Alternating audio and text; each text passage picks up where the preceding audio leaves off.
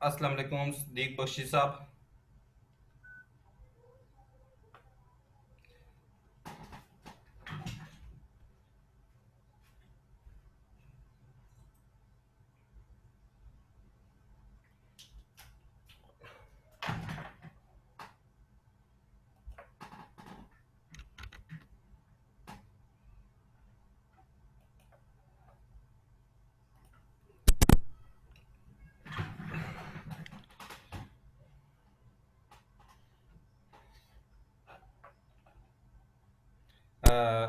हमारे डॉक्टर नजम साहब भी आ गए हैं, रजवान साहब। अच्छा अच्छा जी, अस्सलाम वालेकुम। मेरे ख्याल में वो अभी लाइन पे कनेक्ट नहीं हुए। अच्छा अच्छा अच्छा, सही। मैं बल्कि एक काम करता हूँ जी कि जी। अपना हेडफोन निकाल माशाल्लाह लेता हूँ। माशाल्लाह। आपका तो अस्सलाम वालेकुम डॉक्टर नजम साहब। वालेकुम जी सर। अस्सलाम बाबर, कैसे हैं आप? खैरियत से हैं? खैर हफीज ठीक ठाक सर। हमारे अस्सलाम साथ वालेकुम। वालेकुम अस्सलाम, माशाल्लाह रिजवान साहब। जी। जुम्मा मना रहे हैं सर। मैंने कहा सर हेडफोन लगा लें, ज़रा अच्छा सुनाई देगा। अच्छा, नजम साहब, हमारे साथ रजवान साहब हैं तो वही होस्ट करेंगे, तो मैंने ज़्यादा मुनासिब समझा कि वही होंगे तो प्रोग्राम का पार्ट भी होंगे। तो हम सही। फेसबुक, आपके पास प्रेजेंटेशन होगी? जी हाँ, प्रेजेंटेशन है मेरे पास। अच्छा, मैं आपको होस्टिंग के राइट ट्रांसफ़र कर देता हूँ। जी।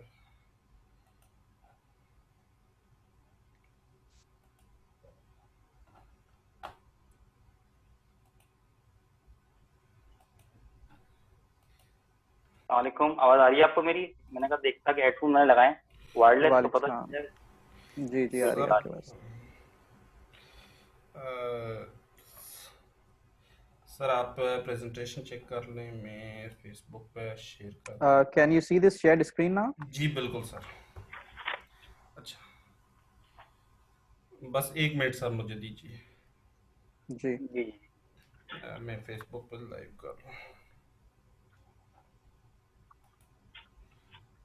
माशाल्लाह, कवर तो सर बेहतरीन बनाया आपने।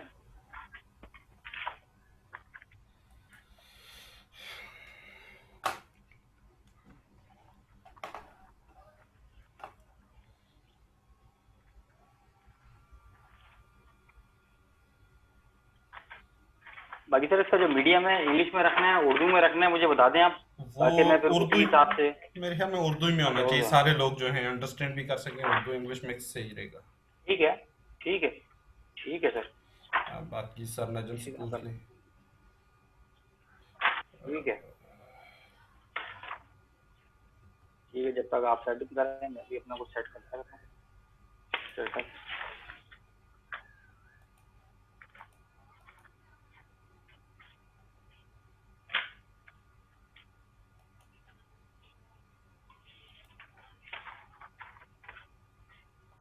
और नजम भाई माशाल्लाह आईबीए कैसे चल रही है? मैंने सुना है आईबीए में आप लोगों ने बच्चों को प्रमोट कर दिया है और कोई ग्रेड नहीं है, जस्ट प्रमोट, ये मैंने सुना है। मैंने कहा पूछ लूँ ना, कंफर्म कर लूँ, क्योंकि मैंने लम्स आईबीए के बारे में आज ये खबर सुनी है। पंजाब यूनिवर्सिटी का जो नोटिफिकेशन मैंने खुद पढ़ लिया, और ये जो इनकी अच्छा, जीएससी जो यूनिवर्सिटी लाहौर की है उसका नोटिफिकेशन भी मुझे मिल गया है। मैंने कहा आईबीए का आपसे पूछ लेता हूँ मैं। रजवान ऑफिशियली साहब, अभी कुछ अनाउंसमेंट नहीं हुई है। रजवान अच्छा, साहब अभी अनाउंसमेंट हम हुई लाइव है। पे आ गए। अस्सलाम वालेकुम। आज हम एक नए प्रोग्राम के साथ हाजिर हो रहे हैं। अच्छा, मैं अपने पार्टिसिपेंट्स को थोड़ा सा बताना चाहूँगा कि आज के प्रोग्राम से पहले हमारे गुज़िश्ता प्रोग्राम उसके बारे में 360 डिजिटलाइज, 360 सोशलाइज और information consultant continue corona virus के इफेक्ट के बाद रेगुलर प्रोग्राम करवा रहे हैं, डिफरेंट टॉपिक्स पे, डिफरेंट इश्यूज पे। इंफॉर्मेशन कंसल्टेंट के प्लेटफॉर्म से हम बिजनेस ओरिएंटेड, बिजनेस से फाइनेंशियल सेक्टर के हवाले से, इकोनॉमिक इंडिकेटर के हवाले से प्रोग्राम करवाते आ रहे हैं। 360 डिजिटलाइज से आईटी से रिलेटेड प्रोग्राम्स हम आईटी सोल्यूशन प्रोवाइड करते रहे हैं, डिजिटल मार्केटिंग या सोशल मीडिया के हवाले से। और 360 सोशलाइज हमारा सोशल प्लेटफॉर्म है जहां से हम सोशल इश्यूज को डिस्कस, न सिर्फ डिस्कस करते हैं बल्कि यहाँ सोल्यूशन भी कोई ना कोई जो पॉसिबल होता है प्रोवाइड करते हैं। तो आज हमने एक बहुत ही ज़बरदस्त पर्सनालिटी को इनवाइट किया है। ये मेरे मेंटोर भी हैं, उस्ताद भी हैं, मैंने बहुत कुछ सीखा है आज। न सिर्फ मैं ज़ाती हैसियत से बल्कि मेरी टीम और हमारी ये 360 सोशलाइज और 360 डिजिटल आइज कंपनी जिस पोजीशन पे खड़ी है, तो ये इनमें इनका बड़ा अमल दखल है। ये आईबीए के मोस्ट सीनियर फैकल्टी मेंबर और एंटरप्रेन्योरल टीचिंग के हवाले से बड़ा एक्सपीरियंस है इनका, और फिर खुद एक एंटरप्राइज को ओन करते हैं। डॉक्टर नजम साहब, अस्सलाम वालेकुम। Walaikum salam, Babar. Thank you very much for inviting me.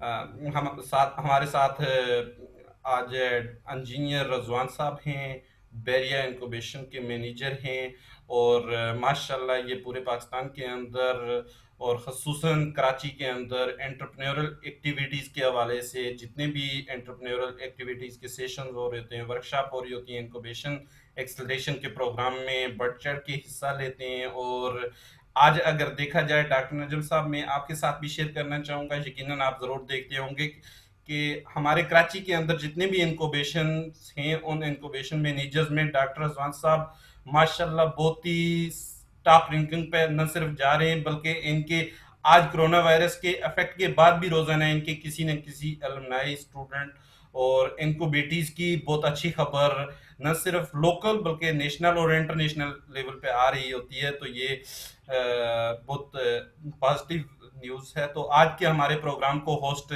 करेंगे इंजीनियर रज़वान साहब।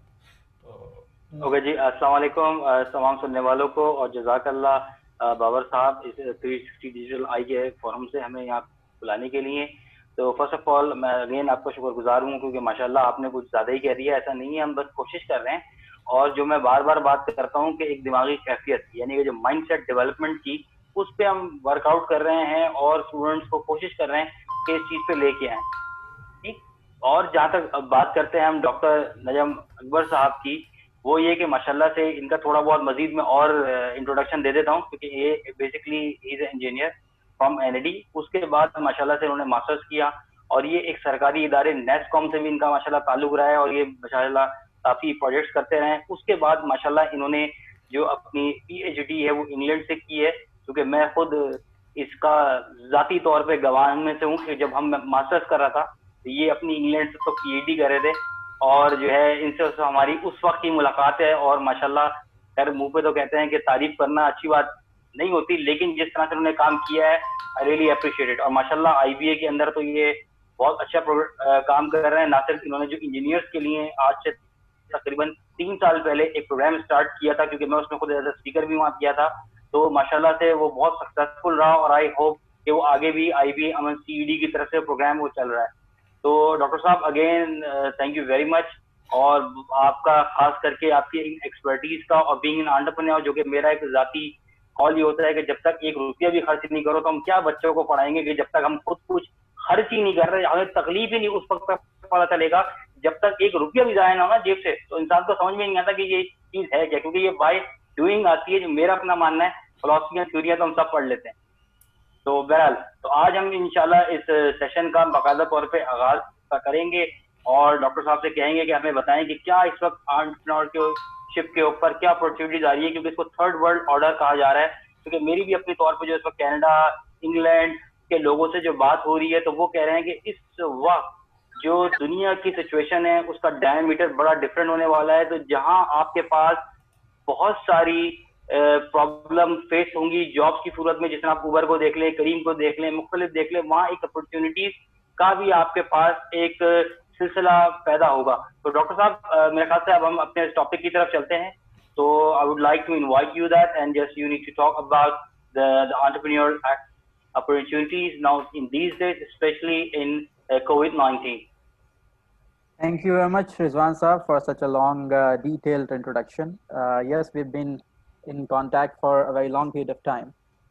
And बाबर साहब ने सही कहा कि आपका शोहरा काफ़ी दूर दूर तक इंक्यूबेशन के अंदर. So I think it's a pleasure to have you today in this meeting. Let's move towards the contents of this presentation now. तो कुछ थोड़ी सी तमहीद मैं शुरू में बांध दूं कि जब भी हम अपॉर्चुनिटीज़ की बात करते हैं तो अपॉर्चुनिटीज़ का वर्ड काफ़ी सब्जेक्टिव वर्ड है। कोई चीज किसी शख्स के लिए एक अपॉर्चुनिटी हो सकती है, लेकिन वही चीज दूसरे शख्स के लिए हो सकता है कि अपॉर्चुनिटी ना हो।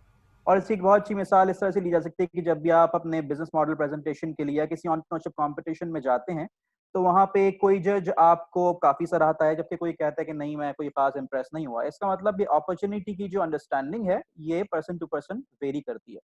और यही वजह है कि रिसर्च की फील्ड के अंदर अमूमन अपॉर्चुनिटीज के साथ वर्ड परसीव्ड भी यूज किया जाता है, यानी कि हर अपॉर्चुनिटी एक परसीव्ड अपॉर्चुनिटी होती है, यानी कि डिपेंड्स अपनी perception of the person who is pursuing it. तो ये बात यहाँ पे समझना इसलिए जरूरी है क्योंकि जो भी मैं बातें करूंगा तो मेरे नजदीक वो अपॉर्चुनिटीज हैं, लेकिन they could be a possibility कि people who are more learned than me या people who belong to different areas which they understand better than me, they might say this is not an opportunity. So again, this is going to be a perceived opportunity. Number one. True. Number two, जो दूसरी बात यहाँ पे अहम है वो ये है कि देखें, opportunity can sometimes be found, but in most of the cases opportunities are made. Opportunities are made का मतलब क्या है?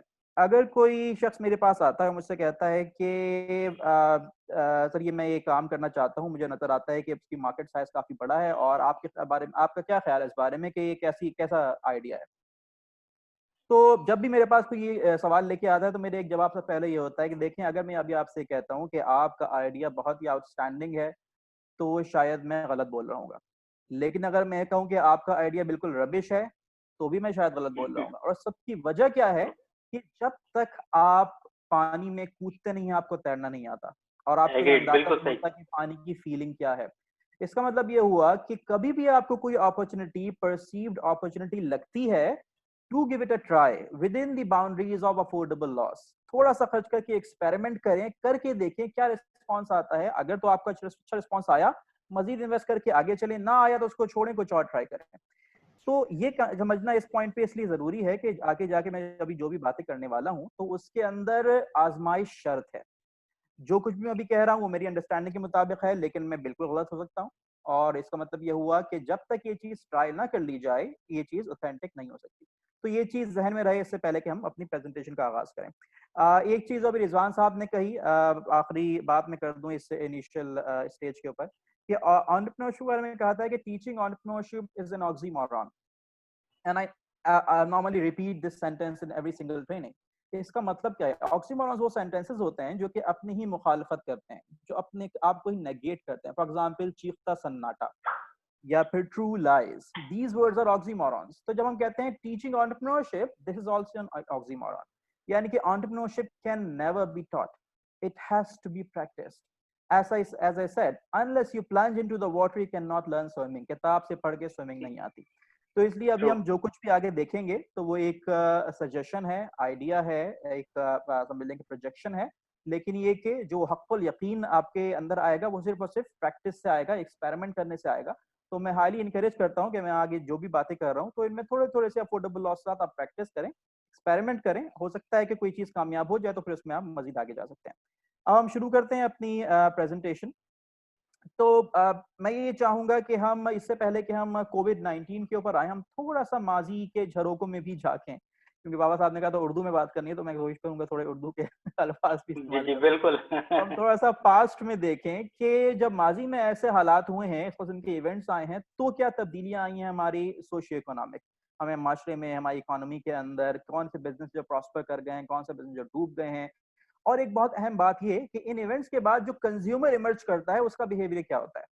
तो जब खुशहाली होती है, जब लाइफस्टाइल बेहतर होता है, तो कंज्यूमर बिहेवियर टोटली डिफरेंट होता है। जब रिसेशन का दौर आता है, जंगें हो रही हैं, हालात खराब हैं, तो कंज्यूमर का बिहेवियर टोटली डिफरेंट हो जाता है। ये कंज्यूमर का बिहेवियर ही था जिसकी वजह से 2007-8 का जो ग्रेट रिसेशन आया था वो आया था, क्योंकि लोगों ने अपने पैसे होल्ड कर लिए थे। एनीवेज, उसको हम आगे जाके डिस्कस करेंगे, लेकिन यहाँ पे ये जानना जरूरी है कि हमें थोड़ा सा पहले पास्ट के अंदर भी देख लेना जरूरी है कि पहले जब ऐसे इवेंट्स होते रहे तो क्या तब्दीलियां आई हैं, और फिर हम ये जो है अंदाजा लगाने की कोशिश करेंगे कि कोविड-19 के बाद क्या तब्दीलियां आ सकती हैं। तो हम अगर हिस्ट्री को देखें तो हमें कुछ मेजर इवेंट्स उसमें नजर आते हैं। इतना दूर नहीं जाते कि जब मीटियोराइट ने गिर के डायनासोर्स को एक्सटिंक्ट कर दिया था, वो बहुत दूर हो जाएगा, लेकिन हम थोड़ा सा अपने जो नोन हिस्ट्री है उसमें अगर झांके तो हमें नजर आता है कि एक बहुत बड़ा मेजर इवेंट हुआ था जब 2 वर्ल्ड वॉर्स हुई हैं। तो 1914 के अंदर पहली वर्ल्ड वॉर हुई थी जो कि तकरीबन 1918 तक चली थी। 1939 में दूसरी वर्ल्ड वॉर हुई जो कि तकरीबन 1945 तक चली। तो इन 2 जंगों के बाद पूरी दुनिया में कुछ मेजर चेंजेस आए। ऐसे कुछ बिजनेस थे जिन्होंने प्रॉस्पर किया, ऐसे कुछ बिजनेस थे जो कि तबाह हो गए, इकोनॉमी श्रिंक कर गई, और बहुत बड़ी-बड़ी सोशियो इकोनॉमिक चेंजेस आई, इस पे अभी हम बात करेंगे। इसके अलावा एक बहुत बड़ा इवेंट जो हम सबके देखते हुए हुआ, उससे पहले सॉरी हम ग्रेट डिप्रेशन की बात करें तो 1929 के अंदर स्टॉक एक्सचेंज क्रैश कर गई थी यूएसए के अंदर और लंदन में। तो उसकी वजह से एक बहुत ज्यादा बुरा रिसेशन आया था जिसको ग्रेट डिप्रेशन के नाम से जाना जाता है। और उसके बाद भी ऑफ कोर्स थोड़ी सी तब्दीलियां आई हैं पूरी दुनिया के माशरे के अंदर। ये भी देखेंगे जो इंडियन सब कॉन्टिनेंट था उसके अंदर क्या असरात रूनुमा हुए, क्योंकि अभी भी हम पाकिस्तान में बैठे हैं तो हो सकता है कुछ सिमिलर चीज हमारे यहाँ कोविड के बाद भी अकर हो। और एक मेजर इवेंट जो कि हम सबके सामने हुआ है, आई अस्यूम के जितने लोग यहाँ बैठे इस वक्त मीटिंग को अटेंड कर रहे हैं वो सब 9/11 से पहले मौजूद थे और उन्होंने अपनी होश में ये चीज देखी। तो 9/11 के जो अटैक्स थे तो वो भी एक बहुत बड़ा ग्लोबल इवेंट था और उसके बाद भी पूरी दुनिया के अंदर बहुत तब्दीलियां आई, नए बिजनेसेस, खासतौर से सिक्योरिटी का जो बिजनेस था वो मेरे देखते देखते मेरी नजरों के सामने 2001 के जो 9/11 के अटैक्स हैं उसके बाद उसने बहुत ज्यादा प्रॉस्पर किया है और उसके अंदर जितने लोग एंटर हुए हैं सबने काफी जो है पैसा बनाया है। तो इसको हम देखेंगे कि क्या इसमें चेंजेस आई थी। तो हम अभी स्टार्ट करते हैं पहले वर्ल्ड वॉर से। वर्ल्ड वॉर्स आप सब जानते हैं कि जो कंसेंसस है इस वक्त दुनिया का वो ये है कि 2 जंगे अजीम इस वक्त हो चुकी हैं, और तो बहुत छोटी छोटी दूसरी जंगे हुई हैं, लेकिन एक जंगे अजीम के जब नाम लिया तो 2 जंगे जानी जाती हैं। एक वो जो कि 1918 में 1914 में शुरू हुई, 1918 तक गई, और दूसरी जो थी 1939 से 45 तक, जैसा कि अभी हमने देखा। जाहिर सी बात है कि जब जंगे होती हैं तो असलहा चाहिए होता है। अब एक अप्रोच जो हमें देखनी चाहिए जब भी हम अगर फ्यूचर बिजनेस अपॉर्चुनिटीज को अंदाजा लगाना चाहें तो वो ये है कि जो चीज ग्रो कर रही है, जो भी चीज सेल ज्यादा हो रही है, उसकी पूरी सप्लाई चेन को देखें और ये देखें कि उसके अंदर जितने कंपोनेंट्स यूज हो रहे हैं, उसमें जितनी सर्विसेज कंज्यूम हो रही हैं, उसकी पूरी सप्लाई चेन के अंदर मैं कहाँ फिट हो सकता हूँ और कौन सी ऐसी इंडस्ट्री है जो कि इस तरह से ग्रो कर रही है कि वो मेरे लिए सूटेबल है। तो अगर हम वर्ल्ड वॉर की बात करें तो वॉर के अंदर हमेशा जो आर्म्स की इंडस्ट्री है वो प्रॉस्पर करती है, और जब आर्म्स की बात आती है तो मेटल की बात आती है। इसका मतलब उससे डायरेक्टली एक इंडस्ट्री मेटल की इंडस्ट्री है। तो जब मेटल की इंडस्ट्री प्रॉस्पर करेगी तो metal manufacturing, metal procurement, metal logistics, metal heat treatment, जितने भी उससे रिलेटेड प्रोसेसेस हैं वो सारे के सारे प्रॉस्पर करेंगे।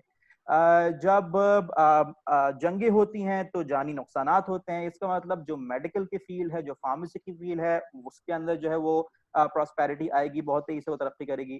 तो कभी कभार ऐसा होता है किसी का फायदा दूसरे का नुकसान होता है। हमारे एक बहुत ही अजीज स्पीकर हैं, वो एक बार बता रहे थे कि एक बार मैं जो हूँ किसी गोरकन से जाके मिला तो उसने मुझसे कहा कि सर जी दुआ कर दे, मैं बड़ा परेशान हूँ, आजकल रिस्क की बड़ी तंगी हुई हुई है।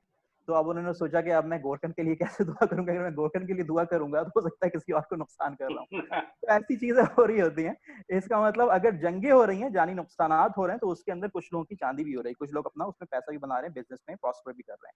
तो मेटल से रिलेटेड जितनी इंडस्ट्री थी उसने काफी ज्यादा प्रॉस्पर किया।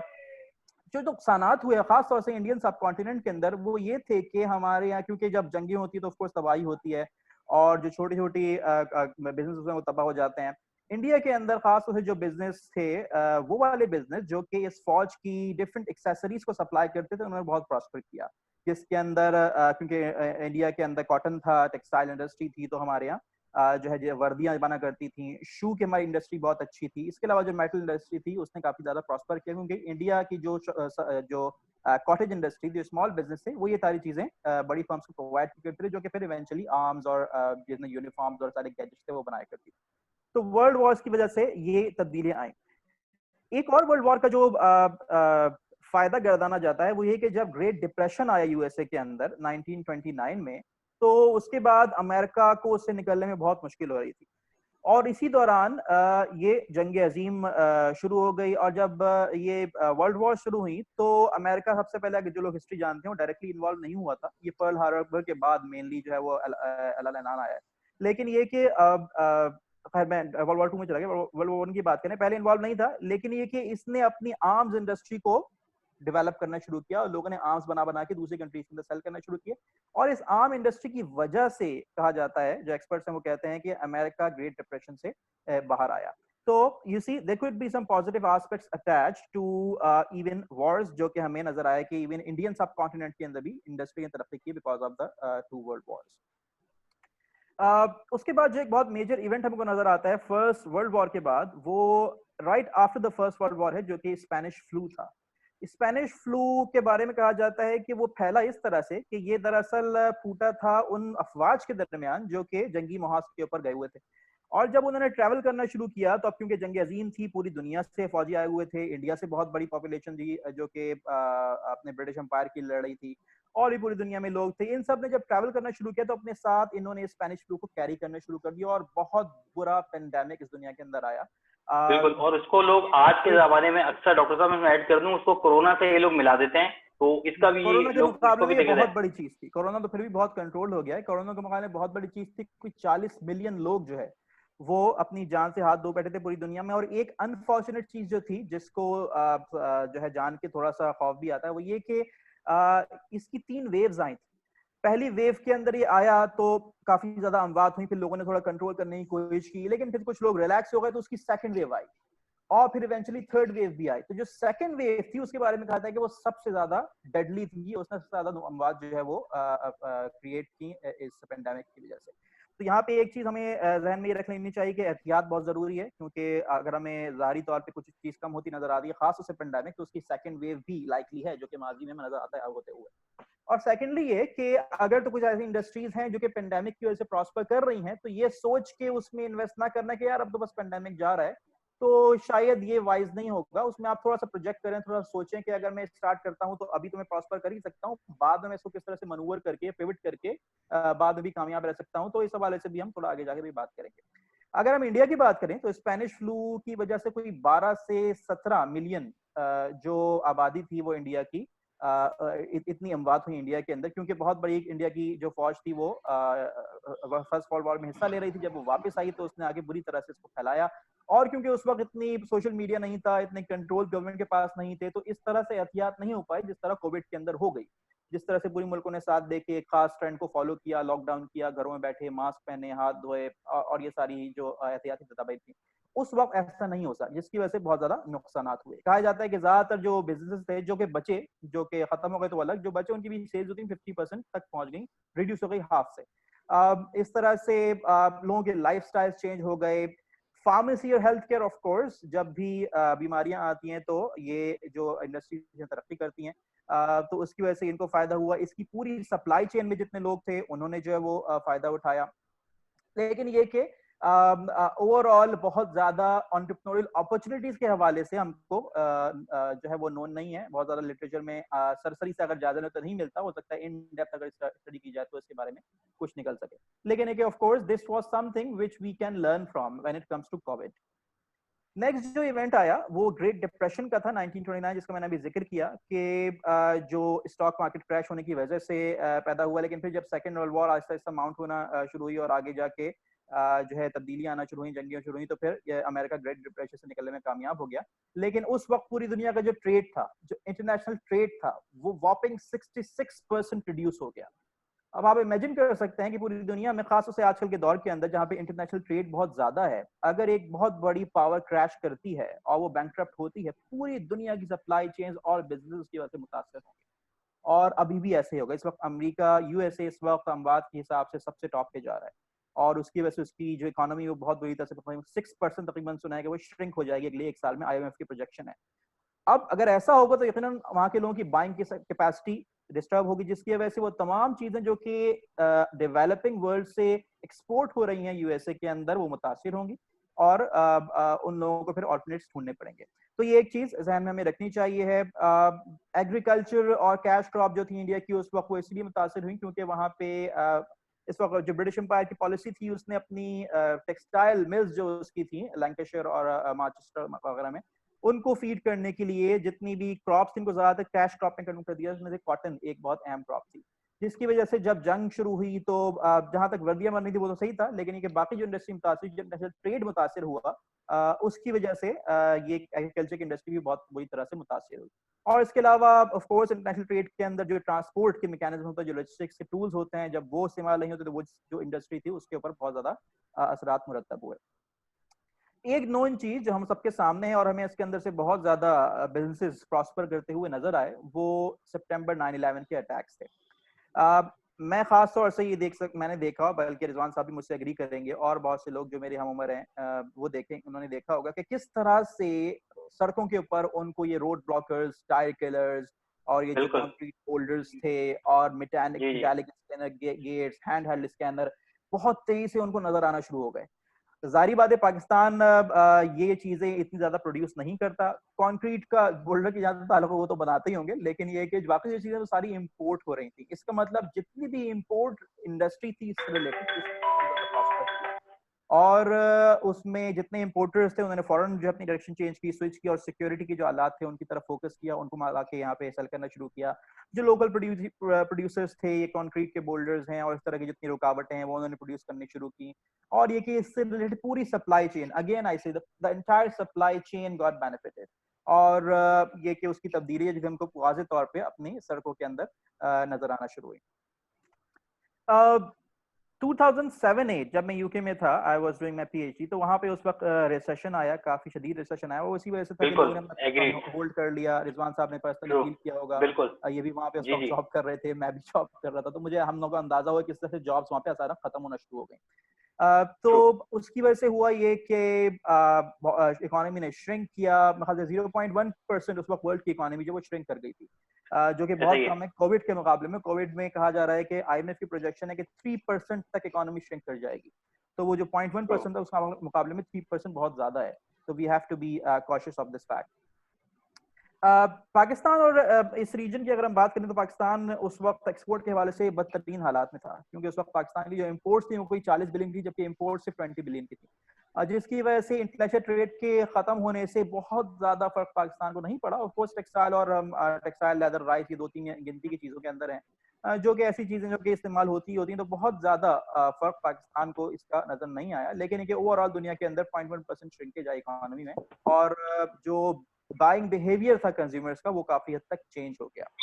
बाइंग बिहेवियर के बारे में हम आगे जाके मजीद बात करेंगे, जब हम देखेंगे इससे क्या अपॉर्चुनिटीज निकल सकती हैं। और नईम साहब, इसमें मैं ऐड करूंगा ये फरवरी 2007 की, क्योंकि मैं वहाँ था और आप भी थे, तो ये फरवरी के बाद से एक्चुअली वहाँ एक ड्रॉबैक आया था और फिर लोगों का रिसेशन स्टार्ट हुआ था, खास करके इंग्लैंड के अंदर।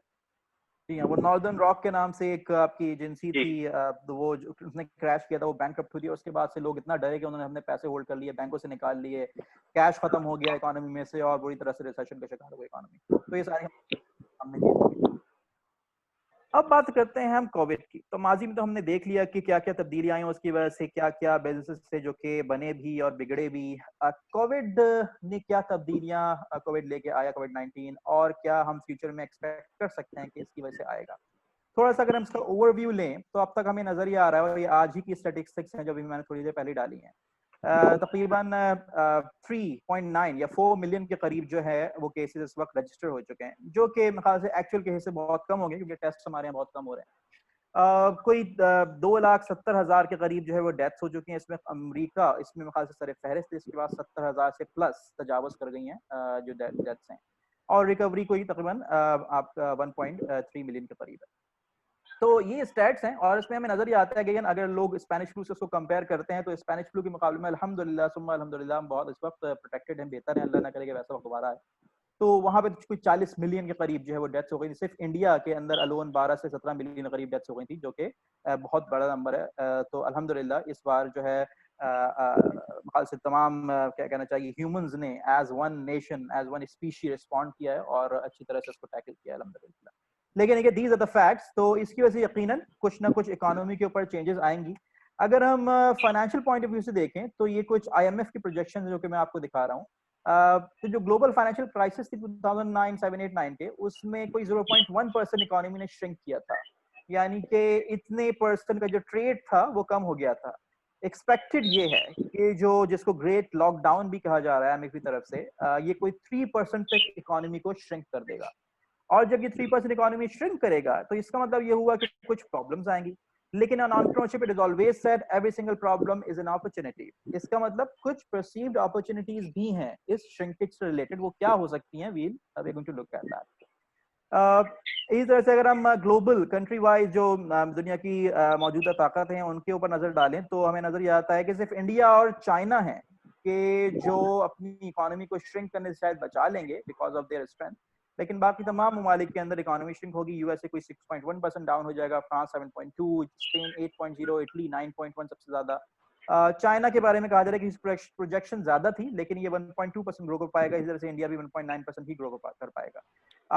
पूरी दुनिया के अंदर 3% का चेंज आ रहा है। तो ये आईएमएफ की अगेन प्रोजेक्शन है जो कि बता रही है कि इंडिया की जो प्रोजेक्शन ग्रोथ थी 2020-21 की वो 7.4% थी जीडीपी के अंदर, और चाइना की 9.2 थी। लेकिन अब कोविड-19 की वजह से इंडिया जो 1.9 पे लिमिट हो जाएगा और चाइना 1.2 पे, जिसका मतलब ये हुआ कि एक यकीनन बहुत वाज़ेह फर्क हमको नजर आएगा कंज्यूमर के बाइंग बिहेवियर में।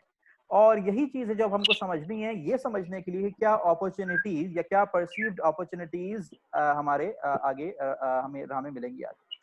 तो एक पोस्ट कोविड कंज्यूमर के ऊपर अगर आप गौर करें तो अगेन हम माजी में जाके देखते हैं कि जब ये रिसेशन आया, जब डिप्रेशन आया, जब जंगें हुई, तो किस किस्म का कंज्यूमर इमर्ज हुआ।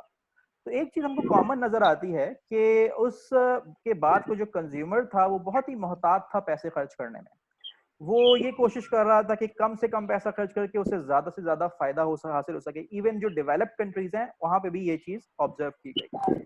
और उस वक्त वो बिजनेसेस कामयाब हुए जिन्होंने सिंप्लिसिटी को अपनाया, जिन्होंने अपनी प्रोडक्ट्स को सिंप्लीफाई किया। सिंप्लीफाई करने से मुराद ये है कि जितने भी एडेड उसके फ्रिल्स थी उनको खत्म किया, जो कोर कॉम्पिटेंस थी उसके ऊपर से फोकस किया, और कोशिश ये की कि कॉस्ट को कम से कम करके, मिनिमाइज करके ऐसी चीज कस्टमर को डिलीवर की जाए जो कि उसकी रिक्वायरमेंट्स को भी फुलफिल कर रही हो, नीड्स को भी फुलफिल कर रही हो, और साथ में बहुत ज्यादा जो है जेब के ऊपर भारी भी नहीं हो।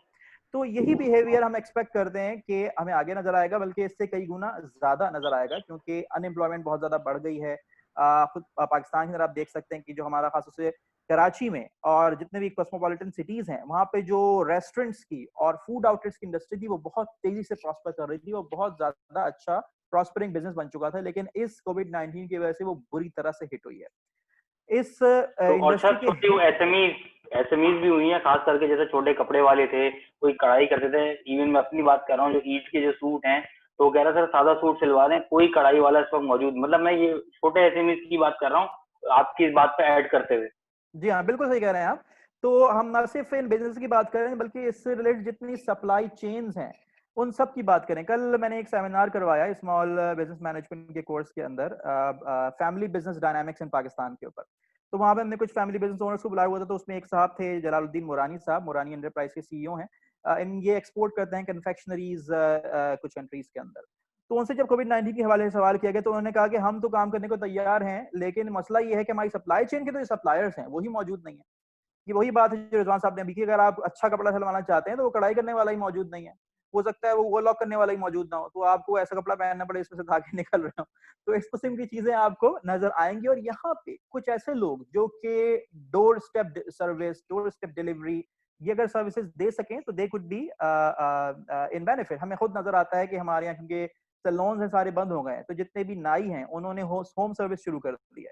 लेकिन उस होम सर्विस के अंदर जो काम वो 100 रुपए में किया करते थे वो 500 में कर रहे हैं, और लोग फिर भी करवा रहे हैं क्योंकि कोई और हल नहीं है। जिन लोगों ने खुद ट्राई किया ऐसा ही उनको है, आखिर में फिर जो मकान से गंजा होने की जरूरत पड़ गई है। इस वजह से ऐसे ही है। तो इस वजह से लोग उसको नहीं मिला सपोर्ट ड्यू, कर रहे अभी भी हैं। बात हुई इससे मेरी। इसका मतलब ये हुआ कि दूसरी कोशिश अपॉर्चुनिटीज की, भी निकल लॉकडाउन की रही वजह हैं। से ड्यू नहीं मिल सका। अच्छा रिजवान साहब, आप रिक्वेस्ट कर लें प्लीज कि जो पार्टिसिपेंट्स हैं वो अपने माइक्स को म्यूट कर दें। जी बिल्कुल, तमाम पार्टिसिपेंट से गुजारिश है काइंडली माइक म्यूट कर दीजिए, और अगर आपने कोई सवाल करना है तो वो फिर आप अपना रेज हैंड करके वो हमसे आप करवा दीजिए। और बिल्कुल आप सही कह रहे हैं कि बिल्कुल ये शुरू हो गया और फिर वो उसमें अपनी घर पे आने की वो एडिशनल फीस ले रहे हैं। जी नजर साहब तो ये कंटिन्यू अब कीजिए ये प्लीज। एक तरह की अपॉर्चुनिटी है जो कि वो लोग अवेल कर सकते हैं, जो कि अब देखिए अगर क्योंकि कोविड-19 की वजह से एक चीज डेवलप हो जाएगी। सही, अक्सर ऐसा होता है कि हम किसी मुश्किल वक्त की वजह से कोई नई चीज सीख लेते हैं। वो अल्लामा इकबाल का शेर है कि तुम दिए बाद मुखालिफ से ना घबराए औकाब, ये तो चलती है तुझे ऊंचा उड़ाने के लिए। तो अब इस कोविड-19 के अंदर बहुत से लोगों ने नई चीजें ट्राई की हैं और वो ये रियलाइजेशन के ऊपर आए कि यार ये भी हो सकता है। यूनिवर्सिटीज ने ऑनलाइन कोर्सेज शुरू करवाए हैं और वो उनके ऊपर ये आश्कारा हुआ है कि यार ये हो सकता है, ये इतना कोई मुश्किल काम नहीं है। अब सारी यूनिवर्सिटीज डिटरमाइंड हैं कि वो अपना जो नॉर्मल सिलेबस है वो तो करेंगी, लेकिन they are going to stick to the online learning as well. तो इसी तरह से ये एक नई की हमने मिसाल ली, और भी बहुत सी आपको अपने आसपास मिसालें मिलेंगी जिन्होंने इस कोविड-19 के लॉकडाउन से फायदा उठाया है और वो आगे भी जारी रखेंगे इसको। तो अब आप यकीनन देख सकते हैं आगे जाके ऐसे ट्रेंड्स, ऐसे ट्रक्स में भी जो कि आपको डोर सर्विस दे रहे हों, ब्यूटी पार्लर की तो डोर सर्विस ऑलरेडी स्टार्ट हो गई है, लेकिन अभी ये हेयर कट सैलून की ये स्टार्ट नहीं होती है। ये भी एक एडिड चीज यकीनन जल्द आने वाली है। तो कंज्यूमर के हवाले से हम बात कर रहे हैं, कंज्यूमर मोहतात होगा। अच्छा, अभी कुछ अर्से पहले हमारी डॉक्टर फराह आरिफ होती हैं, एडटेक वर्क्स चलाती हैं, रिजवान साहब वाकिफ हैं उनसे, उन्होंने जी एक बिल्कुल सेमिनार बिल्कुल किया तो मुलाकात ऑक्सफोर्ड बिल्कुल। यूनिवर्सिटी के एक प्रोफेसर से को उन्होंने ऑनलाइन लिया। तो अब ऑक्सफोर्ड यूनिवर्सिटी के वो मार्केटिंग के प्रोफेसर थे, मैंने उनसे कहा कि आपके ख्याल में पोस्ट कोविड कंज्यूमर कैसा होगा?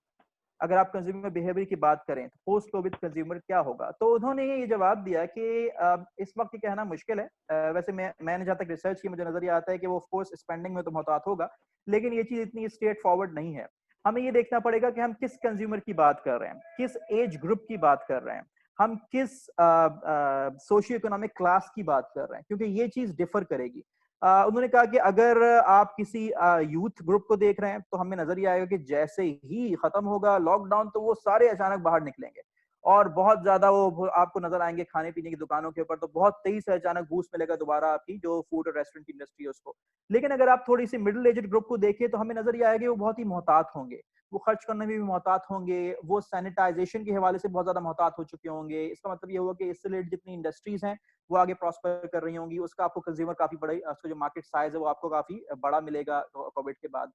तो इसलिए ये डिपेंड करेगा कि आप किस टाइप के कंज्यूमर की बात कर रहे हैं। लेकिन ये overall generally speaking of course क्योंकि इकोनॉमी श्रिंक करेगी, फ्लो ऑफ कैश रिड्यूस होगा, बिजनेसेस तबाह होंगे, जो आपका the frequency with which the money changes hands is going to go down. इसका मतलब ये हुआ कि जो बाइंग कैपेसिटी, जो बाइंग पावर है जनरली स्पीकिंग वो कम होगी, और इसका मतलब ये हुआ कि आपको सिंपलिसिटी की तरफ फोकस करना होगा, अपनी प्रोडक्ट्स और सर्विस को मोल्ड करना होगा, थोड़ा सा पिवट करना होगा towards producing something simpler and more affordable. तो this could be one of the crux that can be taken away from this slide. मेरा ये ख्याल है कि यूके में तो हमने बहुत देखा, रिजवान साहब भी जानते होंगे, प्राइस कंपैरिजन साइट्स बहुत हुआ करती थी। तो जब भी हमें कोई चीज बहुत ज्यादा देखनी होती होती थी, थी हम वो बहुत एंटर ज्यादा। करते थे। हालांकि ये 10-15 साल 12 साल पुरानी बात हो गई, लेकिन अब तक मुझे नजर ये आता है कि पाकिस्तान के अंदर ट्रूली कोई प्राइस कंपैरिजन साइट आपको नहीं मिलती। प्राइस एस्टिमेशन साइट्स हैं, फॉर एग्जांपल ये प्राइस ओए है, प्राइस मैच है, ब्लेज, ये आपको और बहुत सी मिलेंगी जो कि आपको किसी खास प्रोडक्ट की, खास उसे कंज्यूमर गुड की बात कर रहा हूँ मैं, मोबाइल की बात नहीं कर रहा। कंज्यूमर गुड के अंदर अगर आप ये देखना चाहते हैं भाई कोई चीज नाहिद पे कितने की है, मेट्रो पे कितने की है, इम्तियाज पे कितने की है, ओपन मार्केट में कितने की है, तो आप ऐसा नहीं कर सकते अब, क्योंकि ये वेबसाइट्स आपको सिर्फ एक मेट्रो स्टोर के अंदर अलग से आपको प्राइस बताएंगी, फिर आपको दोबारा जाना पड़ेगा सर्च करके, एक मेट्रो का अलग ढूंढना पड़ेगा। जबकि प्राइस कंपैरिजन वेबसाइट पे जो मेन कोर कॉम्पिटेंस होती है वो ये होती है कि एक स्क्रीन के ऊपर वो कॉलम्स के अंदर आपको एक प्रोडक्ट की डिफरेंट प्राइसेस बता देगी, कौन सी जगह पे कितने का मिल रहा है, और जहां पे वो सस्ता को वहां से जाके आप ले सकते हैं। अब इसके बहुत से सोशियो इकोनॉमिक रीजन भी हो सकते हैं, कि हो सकता है कि उनको कोऑपरेशन ना मिल रही हो सुपर स्टोर की तरफ से, और हमारे यहाँ काफी हद तक अभी सुपर स्टोर्स पूरी तरह से ऑनलाइन आए भी नहीं है कि आप ऐसा ऑटोमेटिक सिस्टम बना सकें जो कि खुद प्राइस उठा के कंपेयर करके आपको बता दे। शायद ये भी इसकी वजह हो। लेकिन एक चीज मुझे नजर ये आती है कि जब भी स्पेंडिंग पावर कम होगी और लोग पैसे बचाना चाहेंगे तो price comparison website, a true price comparison website, इसकी अपॉर्चुनिटी मुझे नजर आती कि होगी। तो वो लोग जो कि इसकी डेवलपमेंट में एक्सपर्टीज रखते हैं या इन्वेस्ट करना चाहते हैं, तो अगर उनके पास थोड़ा सा कोई पैसा एक्सपेरिमेंट के लिए रखा है, तो I suggest that you try to create a truly price comparison website, not a price estimation website, क्योंकि वो तो पहले भी मौजूद है। तो मेरे ख्याल से इसकी अपॉर्चुनिटी आने वाली है अभी पोस्ट कोविड 19 के सिनारियो में। एक चीज आई थिंक वो अरबी में कहते हैं बैनल यदैही, आपके सामने की बात है कि डिसइंफेक्टिंग इंडस्ट्री जो है वो काफी हद तक आपको नजर आ रहा है प्रॉस्पर कर रही है रही से, और आगे जाके भी ये काफी हद तक इससे कदम जमे रहेंगे। This is my projection. उसकी वजह यह है कि जो हमारा मिडिल क्लास कंज्यूमर है, जो इतना ज्यादा रिस्क टेकर नहीं है जितनी यूथ होती है, तो वो थोड़ा सा आप आगे जाके भी एहतियात करें, खासकर हमारी जो माएँ हैं। इससे पहले भी आपको याद होगा कि इसकी इंडस्ट्री, इसकी मार्केट एग्जिस्ट करती थी। सेफ गार्ड, डेटॉल और इसको के जितने डिसइंफेक्टेड सोप्स थे, वो खास तौर से ये चीजें दिखा दिखा के आपके हाथ में जरासीम आ रहे हैं और आप बच्चों से धुलवा रहे हैं बार बार हाथ, ये चीज एग्जिस्ट करती थी। अब उनको एक नया ग्राउंड मिल जाएगा और अब वो एक बहुत आराम से कस्टमर को कन्विंस कर सकते हैं कि they should by the disinfectants. तो इसलिए जो डिसइंफेक्टेंट की इंडस्ट्री है, आपको याद होगा कि जैसे ही कोविड-19 का जो है अचानक मसला हुआ तो पूरी मार्केट से ये चीजें गायब हो गई। उसकी दो वजूहत थी। एक वजह ये थी कि लोगों ने गायब कर ली खास तौर से ताकि प्राइस बढ़ने का इंतजार करें, लेकिन एक वजह और भी ये थी कि इसकी जो सप्लाई चेन थी उसकी कैपेसिटी लिमिटेड थी। जितनी डिमांड मार्केट में थी उसके हिसाब से वो चीज अवेलेबल थी। जब डिमांड ने अचानक शूट किया तो सप्लाई चेन फौरी तौर पे रिएक्ट नहीं कर सकी वो चीजें प्रोवाइड करने के लिए। फिर आहिस्ता आहिस्ता ये चीजें सही हुई और आपको नजर आया कि अभी चीजें वाफी मकदार में आपको मार्केट में मिल रही हैं। कुछ गवर्नमेंट ने रेगुलेशंस लाई, कुछ सप्लाई चेन ने रिस्पॉन्ड किया और अब आपको बेहतरी नजर आ रही है। लेकिन माय प्रेडिक्शन इज कि फ्यूचर के अंदर एक बहुत बड़ी अपॉर्चुनिटी डिसइंफेक्टेंट इंडस्ट्री के अंदर मौजूद है। और जब हम डिसइंफेक्टेंट इंडस्ट्री की बात करते हैं तो कोई एक चीज नहीं है, सिर्फ सैनिटाइजर्स नहीं है, सिर्फ सोप नहीं है, बल्कि जो पीपीई के सूट्स हैं उसके अंदर भी आपको नजर आएगा कि अपॉर्चुनिटीज मौजूद हैं। पीपीई के सूट्स के अंदर मास्क हैं, शील्ड्स हैं, सूट्स हैं। सूट्स भी कई तरह के जो है वो मौजूद है मार्केट में डिफरेंट प्राइस रेंजेस के अंदर। इसी तरह से मस्जिदों के बाहर आजकल आपको ये जो डिसइंफेक्टेंट शॉवर्स हैं, डिसइंफेक्टेंट गेट्स हैं, ये नजर आ रहे होंगे।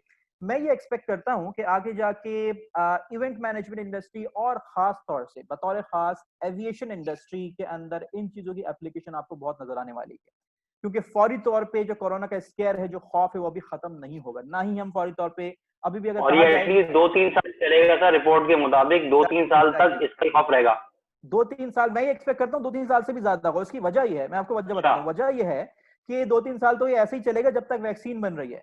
वैक्सीन के ओके, बारे में कहा जा रहा है कि अभी कोई 1.5 से 2 साल लगेंगे उसको, जो ऑथेंटिक क्लिनिकल टेस्टिंग के बाद जो वैक्सीन मार्केट में अवेलेबल होगी उसको। लेकिन वैक्सीन बनते ही फौरी तौर पे अगर यूएसए के अंदर लेट्स से वैक्सीन एक अप्रूव कर दी एफडीए ने, तो वो फौरी तौर पे पाकिस्तान के एक शहर लालमूसा के अंदर एक छोटे क्लिनिक के अंदर मौजूद नहीं होगी। उसको वहां तक आते आते भी ट्रस्ट में 1 साल लग जाएगा, क्योंकि लॉजिस्टिक्स इसकी इतनी कॉम्प्लिकेटेड है, इतनी आसान नहीं कि फौरी तौर पे वो वहां पे पहुंच जाए। इसका मतलब ये हुआ कि ये जो कुशनिंग पीरियड है बीच में, ये भी शामिल हो गया। यानी कि ये जो डिसइंफेक्टेड इंडस्ट्री है, खासतौर से एविएशन इंडस्ट्री के अंदर जो एहतियाती तदाबीर है वो आपको बहुत हद तक नजर आएंगी। इसके अंदर ये डिसइंफेक्टेंट गेट्स हैं। अभी आगे जाके हम 1-2 प्रोडक्ट्स को और देखेंगे और इससे रिलेटेड जितनी चीजें हैं उनकी एप्लीकेशन मौजूद है। तो जो लोग अभी ये सोच रहे हैं कि उनके पास कुछ अगर एक्सपेरिमेंट करने के लिए थोड़ी बहुत सेविंग है, so I suggest that they can take a bet and maybe invest some money in this to see if it works for them. बहुत से ऐसे लोग मैं देख रहा हूँ, मेरे खुद अपने स्टूडेंट्स हैं जो कि कुछ और काम करते थे, अचानक उन्होंने स्विच कर लिया towards producing PPEs and other disinfectants, या फिर प्रोड्यूस भी नहीं कर रहे, सिंपली वो डिस्ट्रीब्यूशन के अंदर आ गए हैं। मैन्युफैक्चर से लेते हैं और आगे जाके सेल कर देते हैं, चाइना से इंपोर्ट करते हैं, आगे जाके सेल कर देते हैं। तो ये बिजनेस अपॉर्चुनिटी अभी एग्जिस्ट करती है और मेरा ये अंदाजा है कि अगले 2-3 सालों तक, 4 साल तक ये चीज मौजूद रहेगी। एक और चीज वाज़ेह तौर पे आपको भी नजर आई और बहुत ही इनकरेजिंग है ये चीज, वो ये है कि बहुत से बच्चों ने और पाकिस्तानी गवर्नमेंट को भी खास इस पे सराहना चाहिए जो उन्होंने चैलेंज स्टार्ट किया चीप अफोर्डेबल वेंटिलेटर का। बिल्कुल बहुत कोविड-19 से का जी, हमारे जो किसी इंजीनियर्स ने थे भी वो किया है। सामने आए, बिल्कुल अल्हम्दुलिल्लाह, आई think they took a very good step, they should be praised for that, क्योंकि उसकी वजह से हमारा हिडन पोटेंशियल है वो सामने आया। मैं ये समझता हूँ और मैंने ये बहुत क्लोजली अपने स्टूडेंट्स के अंदर देखा है कि जब तक उनको आप चैलेंज नहीं करेंगे, आसानियां देते रहेंगे, उनके अंदर से उनका पोटेंशियल बाहर नहीं आता। और चैलेंज करने पे ऐसी ऐसी अमेजिंग आपको आउटपुट नजर आते हैं कि आप हैरान रह जाते हैं कि यार ये बच्चे कितने काबिल हैं। तो यही चीज मेरे ख्याल से एचईसी ने की है, हमारी यूथ को चैलेंज किया है and they have come up with the solutions. Ventilators as cheap as 25,000 rupees, 25,000 rupees तक का मैंने देखा है कि एक बच्चे ने वेंटिलेटर बनाया हुआ है। अब वो उसकी क्वालिटी क्या है ये अलग बात है, लेकिन principally it could qualify to be a ventilator. लेकिन ये कि अगर देखा जाए तो नॉर्मली हमें नजर आता है कि लाख रुपए के आसपास आपको एक रिलायबल वेंटिलेटर अब अवेलेबल है, जो कि अगर आप इंपोर्ट करें तो आपको 40-50 लाख तक का पड़ता है। तो ये बहुत बड़ी जंप है, बहुत बड़ी इंप्रूवमेंट है। बट लेकिन यहाँ पे कुछ कैचेस हैं। नंबर 1, अगर हम बात करें कोविड-19 पोस्ट कोविड-19 अपॉर्चुनिटीज की, तो एक बहुत बड़ी अपॉर्चुनिटी तो वेंटिलेटर प्रोडक्शन है। तो वो जितने लोग जो कि इंजीनियरिंग फील्ड के अंदर हैं वो इस डिजाइन को के राइट्स लें, इसको बेहतर बनाएं, इसको प्रोड्यूस करें। पाकिस्तान के अंदर एक बहुत ही कम मिकदार है वेंटिलेटर्स की, जो कि तादाद है वेंटिलेटर्स की जो कि हॉस्पिटल मौजूद है। ज्यादातर हॉस्पिटल्स के अंदर या तो वेंटिलेटर है ही नहीं या फिर बहुत कम है, तो उनके पास कैपेसिटी है एब्जॉर्ब करने की, तो उनको मार्केट करें, उनको सेल करें। लेकिन सिर्फ मैन्युफैक्चरिंग ही की अपॉर्चुनिटी नहीं है। जब भी कोई चीज मार्केट में आती है तो उससे रिलेटेड पूरी सप्लाई चेन को फायदा होता है, इस तरह मैंने पहले भी कहा।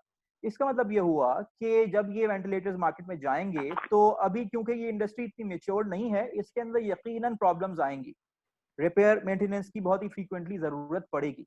इसका मतलब ये हुआ कि वो सर्विस और रिपेयर कंपनीज जो कि इसमें महारत हासिल करने की, उनके पास अभी एक बहुत बड़ा काम आने वाला है फ्यूचर में।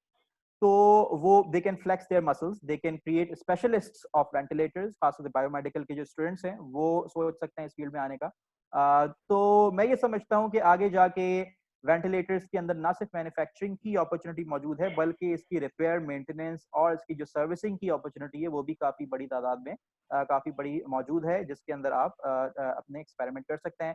और फिर आइंदा में भी 5, 6, 7, 8, 10 सालों के अंदर जब ये इंडस्ट्री थोड़ी मेच्योर होगी, बल्कि इससे पहले यकीनन, तो हम एक्सपोर्ट करने के काबिल भी हो सकते हैं, क्योंकि अफ्रीकन कंट्रीज के अंदर बहुत पॉवर्टी है, बहुत से ऐसे ममालिक हैं जहाँ पे अफोर्डेबिलिटी नहीं है महंगे वेंटिलेटर्स की, तो वो हमारी एक बहुत बड़ी मार्केट है। जितनी इमर्जिंग मार्केट्स हैं वो हमारी एक बहुत बड़ी मार्केट है। अब it's up to our marketers, जो हमारे बिजनेस स्टूडेंट्स हैं, उनकी मार्केटिंग स्किल्स से डिपेंड करता है कि कितनी तेजी से वो इन मार्केट्स को अप्रोच करते हैं इससे पहले कि और दूसरे लोग पहुंच जाएं। तो बहरहाल वेंटिलेटर से रिलेटेड मेरा ख्याल है कि अपॉर्चुनिटीज एक्सेस करती हैं जो कि आइंदा जाके ग्रो होने वाली हैं। इसके अलावा एक चीज जो आपको बहुत ही फ्रीक्वेंटली नजर आ रही है लोगों के हाथों में, वो है ये पोर्टेबल टेम्परेचर सेंसर। ये एक ऐसी चीज है अगेन जो कि पाकिस्तान में नहीं बनती, चाइना से ज्यादातर इंपोर्ट हो रही है, लेकिन ये बहुत ही अफसोस का मुकाम है। और अफसोस का मुकाम इसलिए है क्योंकि एक बहुत ही सिंपल सी गैजेट है। अगर आप किसी इलेक्ट्रॉनिक इंजीनियर से पूछें तो वो बोलेगा सर मेरा एक दिन का प्रोजेक्ट है, जो मैं सिंपली एक इंफ्रारेड सेंसर डालूंगा, उसके साथ मैं 1-2 रिले लगाऊंगा, उसके साथ एक स्क्रीन लगाऊंगा और मैं थोड़ी सी कोडिंग करूंगा माइक्रो कंट्रोलर की, और मेरे पास ये hand held temperature sensor thermometer बन जाएगा।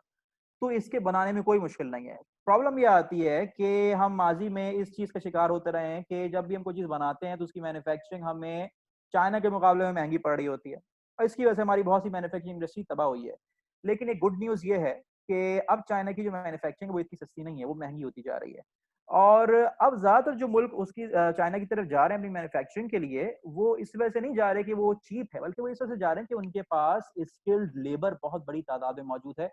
अनफॉर्चुनेटली पाकिस्तान की जो स्किल्ड लेबर है वो उस लेवल की नहीं है, ना तो उनकी तादाद बहुत ज्यादा है, ना ही उनका स्किल बहुत अच्छा है।